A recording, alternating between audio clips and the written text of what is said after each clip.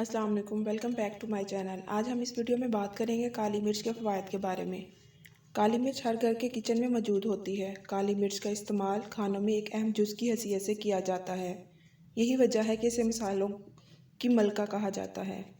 खानों में इस्तेमाल के साथ साथ इसके ऐसे फ़वाइद हैं कि खुदा ताला का शुक्र अदा करने पर मजबूर हो जाएंगे।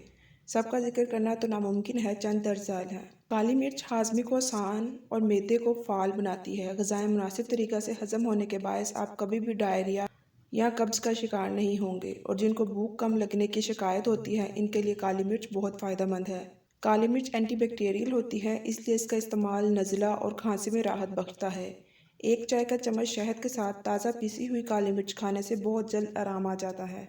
काली मिर्च का इस्तेमाल डिप्रेशन से बचाव के लिए बहुत मुफीद है। कहा जाता है कि काली मिर्च डिप्रेशन से निकलने में मददगार साबित होती है। ये दिमाग को मुतहरिक करती है और मुनासिब तरीके से इसको काम करने में मदद देती है।